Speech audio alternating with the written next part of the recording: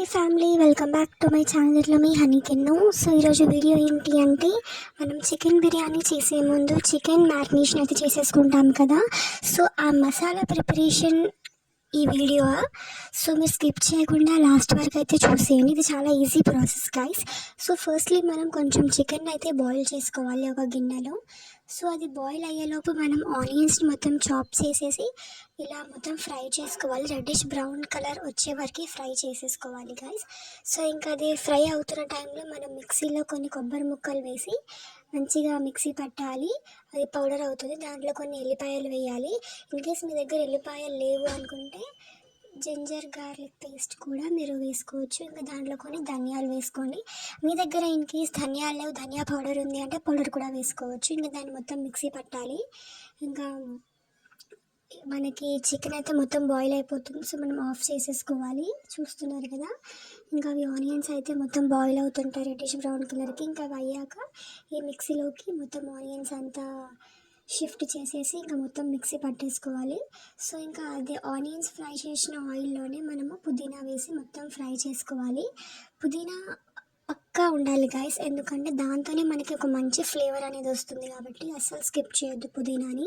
ఇది చాలా easy process, మీరు తప్పకుండా ట్రై చేసి నాకైతే కమెంట్ చేయండి.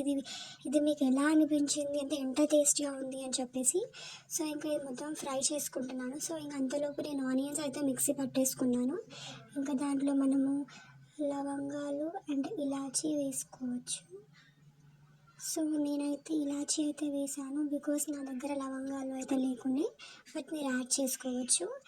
ఇంకా ఇది పుదీనా అయితే మొత్తం ఫ్రై అయిపోయాయి. ఇంకా మనం బాయిల్ అయిపోయిన చికెన్లో కొంచెం పెరుగు అయితే, ఒక ప్యాకెట్ పెరుగు అయితే యాడ్ చేసేసుకొని దాంట్లో కొంచెం పుదీనా అయితే యాడ్ చేశాను. ఇంకా కొంచెం పుదీనా మనము మిక్సీ దాంట్లోకి అయితే యాడ్ చేశాను.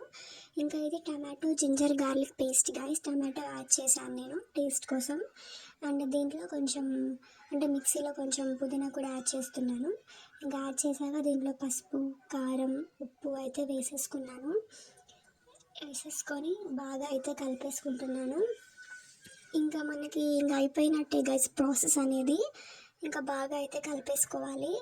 ఇంకా మనం ఇందాక పుదీనా వేసుకున్నది కూడా మొత్తం మిక్సీ పట్టినాం కదా. సో ఆ మిక్సీ పట్టిందంతా కూడా మనం దీంట్లోకి యాడింగ్ చూడండి, పుదీనా వేసినాం కదా. సో ఇప్పుడు మొత్తం దీంట్లో కలిపేసుకోవాలి మనము. నేను ఇంకా కొంచెం ఎక్స్ట్రా కర్డ్ కూడా వేసాను గైస్, ఎందుకు అంటే నాకు కొంచెం తక్కువైనట్టుగా అనిపించింది. కాబట్టి కర్డ్ ఉంటేనే కదా మనకు మసాలా అనేది ఫామ్ అవుతుంది.